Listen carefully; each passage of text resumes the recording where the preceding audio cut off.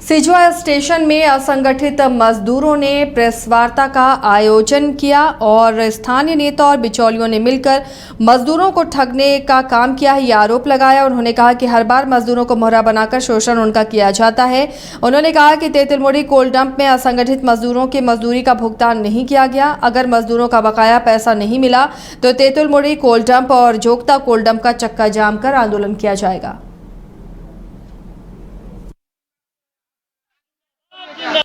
आज का मुख्य कारण यही है कि जो जोगता कनकनी तेतुलमुड़ी में कोल डंप चल रही है और यहाँ का जो बेरोजगार है, आपका असंगठित मजदूर जो है, उसका रोजगार भी नहीं मिल पा रहा और न उसका वेतन मिल पा रहा है। इसलिए हम लोग चाहते हैं कि उसका जो बनता पैसा वो मिलना चाहिए और रोजगार मिलना चाहिए। जोगता साइडिंग और तेतुलमुड़ी साइडिंग, ये दोनों जगह काम भी हो रहे हैं, मजदूर का पैसा भी नहीं मिल रहा। और यहाँ तेतुलमुड़ी में तो 1-2 बार मिला भी, 4 बार, लेकिन जोगता में एकदम नहीं मिला। पैसा कौन देता है जोगता में? जोगता में कहाँ कोई नहीं दे रहा, ना रोजगार दे रहा, ना पैसा दे रहा है। किस प्रकार का रोजगार? हम चाहते हैं कि जो बिल्डोजर से जो हो रहा है वो मजदूर अपना काम करके ले पैसा। इसका प्रबंधन भी किया और आपस में युवाओं को लड़ा दे रहा है। और यहाँ का लोकल नेता लोग।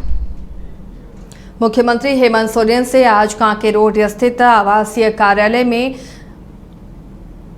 रांची रेल मंडल के डीआरएम जसमीत सिंह बिंद्रा और सीनियर डीसीएम निशांत कुमार ने मुलाकात की है। इस मौके पर मुख्यमंत्री हेमंत सोरेन को उन्होंने 24 सितंबर 2023 से रांची हावड़ा के बीच चलने वाले वंदे भारत एक्सप्रेस के शुभारंभ कार्यक्रम में सम्मिलित होने के लिए आमंत्रित किया।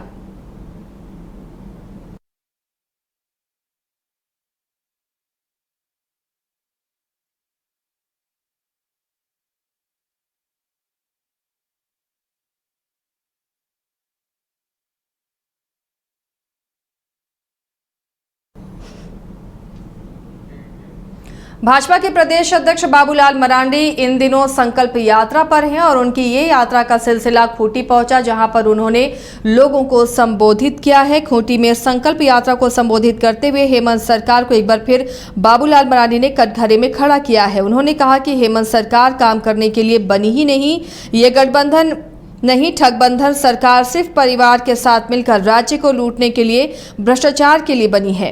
हर वर्ष 5 लाख नियुक्ति नहीं तो बेरोजगारी भत्ता देने की बात करके सत्ता में आई हेमंत सरकार का नियुक्ति वर्ष ही नहीं आया, जबकि इस सरकार के 4 वर्ष पूरे होने वाले हैं। उन्होंने कहा कि हेमंत सरकार की उपलब्धियां राज्य में अपराध, लूट और भ्रष्टाचार है। हेमंत सरकार में जनता भयभीत और अपराधी, लुटेरे, दलाल, बिचौलिए बेखौफ हैं। हेमंत सोरेन जी जब से मुख्यमंत्री बने हैं तब से वो क्या कहते हैं कि नियुक्ति का वर्ष रहेगा।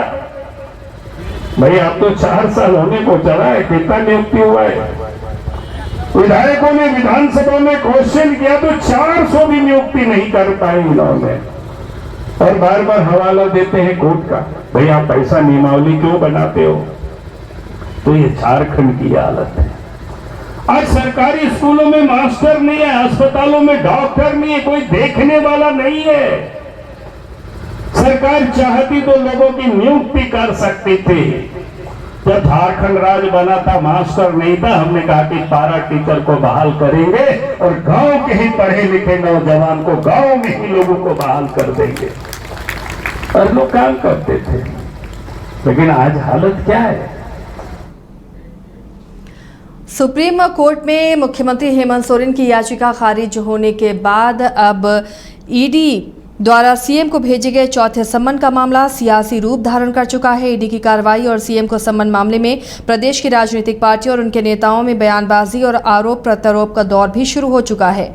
सूबे के स्वास्थ्य मंत्री बन्ना गुप्ता ने भाजपा और ईडी पर तीखा हमला बोला। उन्होंने कहा कि भाजपा के 4 दागी पूर्व मंत्रियों को बचाने की नीयत से बार बार सीएम को सम्मन भेजकर परेशान करने का प्रयास ईडी के द्वारा किया जा रहा है।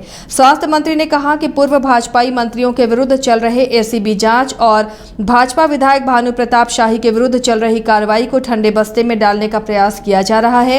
उन्होंने कहा कि सभी को विधि सम्मत राय लेने का अधिकार है। कानूनी सलाह लेकर मुख्यमंत्री जल्द सम्मन के मामले में उचित निर्णय लेंगे।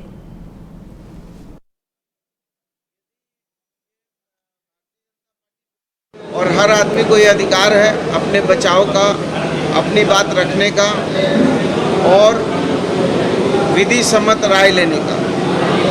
तो माननीय मुख्यमंत्री जी भी विधि सम्मत राय ले रहे हैं और राय लेने के उपरांत जो विधि सम्मत राय आएगी उसके उपरांत ही कुछ काम होगा।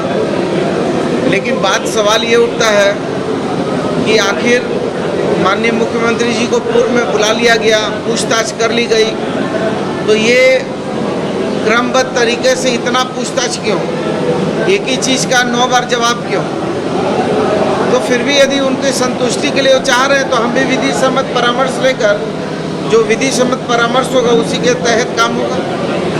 बीजेपी बोल रही है कि मुख्यमंत्री हेमंत सोरेन गलत नहीं है तो ईडी से सामना क्यों नहीं कर रही? यदि ये भारतीय जनता पार्टी बोल रही है तो भारतीय जनता पार्टी को तो ये भी कहना चाहिए था कि पूर्ववर्ती सरकार से लेकर अब तक उन्होंने 19 साल शासन किया है। 19 साल का शासन का पूरा जांच करवा लेना चाहिए, तो क्यों नहीं वो जांच करवा रहे हैं? उनके अभी 4 मंत्री का जो है एसीबी में मामला है, उस पर वो क्यों नहीं कह रहे हैं? उनके जो मंत्री हैं भानु प्रताप देहाती, उन पर जो मुकदमा चल रहा है उस पर क्यों नहीं कह रहे हैं? सीबीआई का मामला चल रहा है, तो ये सब मामले क्यों? झरिया के आरएसपी कॉलेज के पास उड़ने वाली धूल और गर्द से व्यवसायी के साथ ही राहगीरों और आम लोगों का भी जीना मुहाल हो गया है। हाईवा ट्रक सहित भारी वाहनों के चलने से धूल उड़ती रहती है। इस समस्या से लोगों को निजात नहीं मिल पा रहा। राजापुर परियोजना से निकलने वाले हाईवे से सड़क पर मोटी परत जम रही है। मुख्य मार्ग होने के कारण यहां से रोजाना हजारों वाहन गुजरते हैं। दिन भर शहर में धूल उड़ती रहती है। दुकानदारों और राहगीरों को सांस लेने में भी दिक्कतें हो रही हैं। जाहिर है लोगों को प्रदूषण के कारण विभिन्न बीमारियों से भी जूझना पड़ रहा है।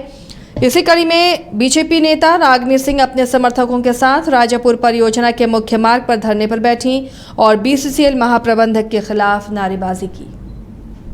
बना लिए हैं मोड के अब यहाँ हम लोग कोई भी हाईवा नहीं पास होने देंगे। ना हाईवा चलेगा ना कोयला दूर उड़ेगा। निष्कर्ष यही निकला कि धनबाद से आने जाने में लोग धूल और प्रदूषण से झेल रहे हैं और अभी बारिश के सीज़न भी है।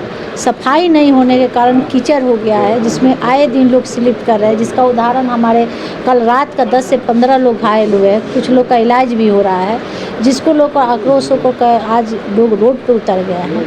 और आज निश्चित तौर से हमारे जीएम साहब आश्वासन भी दिए हैं कि कल से नियमित रूप से सफाई होगी और लिखित भी दिए हैं।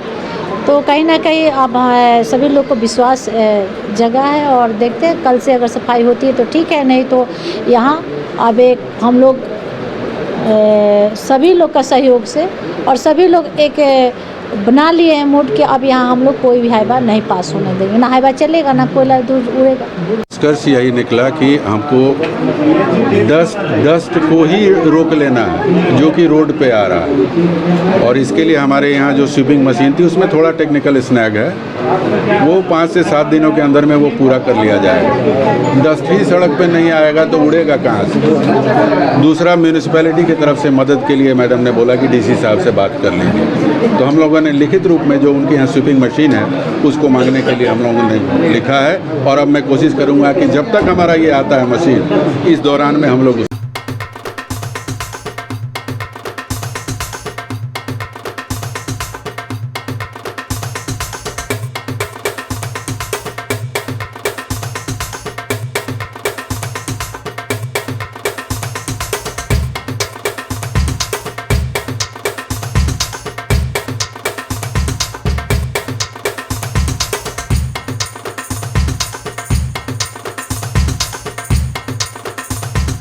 IIT जी नीट एस्पिरेंट्स के सपने को पंख देने आ गया है कंप्लीट सॉल्यूशन इंस्टीट्यूट। यहाँ है smart classroom, 1-to-1 doubt clearing session, ask the expert, video solution और भी बहुत कुछ। मतलब हम करेंगे आपको गाइड, बनेंगे आपके mentor. Foundation classes from class 6 onwards for your bright future. Visit complete solution institute.